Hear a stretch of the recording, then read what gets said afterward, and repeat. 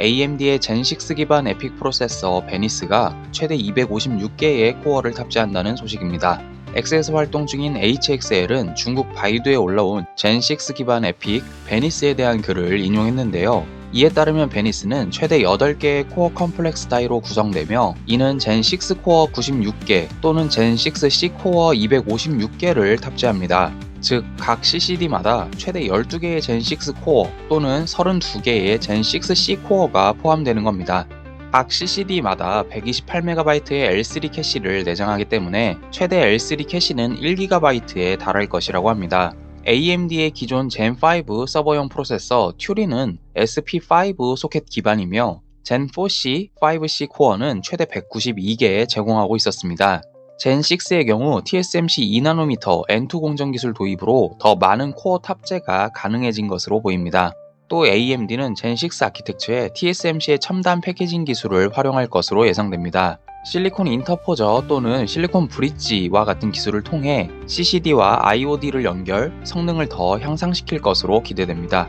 소켓은 기존 SP5에서 SP7, SP8으로 변경되며 SP7은 기존 SP5 소켓을 대체하고 최대 256개의 젠6C 코어 탑재와 최대 600W의 TDP를 지원할 것이라고 합니다. SP8 소켓은 최대 128개의 젠6C 코어 또는 96개의 젠6 코어를 탑재하며 TDP는 350W에서 400W 사이로 예상됩니다. 함스 하드웨어는 AMD가 이처럼 코어 수와 캐시 용량을 늘리는 배경으로 인텔의 차세대 제온 프로세서인 다이아몬드 래피즈와 클리어워터 포레스트에 대항하기 위함으로 분석했습니다. 이어 AMD 스트릭스 헤일로, 라이젠 AI 맥스 칩들이 일반인들에게 단독 판매되고 있는 게 확인됐습니다. 비디오카즈가 중국 중고거래 플랫폼 구PC를 통해 파악한 바에 따르면 현재 판매자들은 라이젠 AI 맥스 395 칩을 3,998위안, 한화 약 77만원에 판매 중인 것으로 나타났습니다.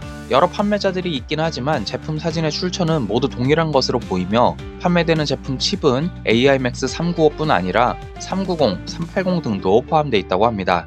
다만 이 칩들은 BGA 방식으로 노트북용 메인보드에 직접 납땜해야 쓸 수 있기 때문에 일반 소비자들이 쉽게 접근하기는 어렵고 관련 지식을 알고 있거나 업계 관계자들에게 유용할 것으로 보입니다. 최근 출시되는 스트릭스 헬로 탑재 미니 PC 가격이 대부분 200만원을 훌쩍 넘기 때문에 보드만 구할 수 있다면 다소 저렴하게 스트릭스 헬로 미니 PC를 만들 수 있을 것 같긴 합니다. 사실 그래도 칩 자체가 비싸다는 느낌이 있는 건 어쩔 수 없네요.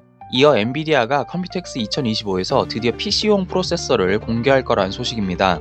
독일 매체 컴퓨터베이스에 따르면 엔비디아가 미디어텍과 협력해 개발 중인 N1 시스템 온 칩 시리즈가 컴퓨텍스 행사에서 공개될 가능성이 매우 크다고 합니다. 엔비디아는 데스크탑 PC용인 N1X와 노트북용인 N1 두 종류의 칩을 준비 중이며 엔비디아가 CES 2025에서 공개한 소형 슈퍼컴퓨터 DGX 스파크를 위해 설계된 GB10 아키텍처 기반입니다. DGX 스파크에 탑재된 칩은 10개의 코어텍스 X925 코어와 10개의 코어텍스 A725 코어, 총 20개의 코어로 구성됐으며 FP4 정밀도로 1페타플롭스의 연산 성능을 제공하는 블랙힐 GPU를 포함하고 있습니다.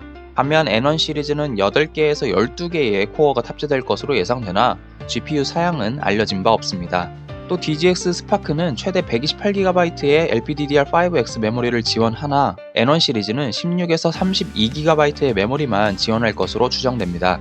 이 시리즈는 암용 윈도우를 지원할 것으로 알려졌기 때문에 AMD, 인텔, 특히 퀄컴 스냅드래곤 X 엘리트와 경쟁하게 됩니다. 참고로 엔비디아 젠슨황은 5월 19일 컴퓨텍스 2025의 첫 기조 연설을 할 예정인데요. 이때 N1 시리즈가 공개될 가능성이 제일 크다고 합니다. ARM 기반 PC 프로세서가 많이 보급되길 바라기 때문에 부디 저렴하게 출시됐으면 좋겠네요.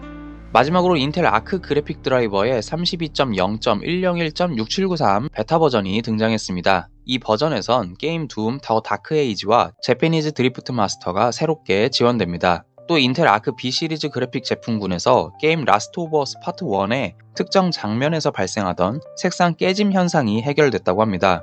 이어 인텔 아크 A 시리즈 그래픽 제품군에서 게임 둠 이터널과 라스트 오브 어스 파트 2의 레이트레이싱 기능을 활성화할 때 파란색, 검은색 깜빡임이 발생하던 현상이 수정됐습니다. 여기까지 IT주의 이주였습니다. 시청해주셔서 감사합니다.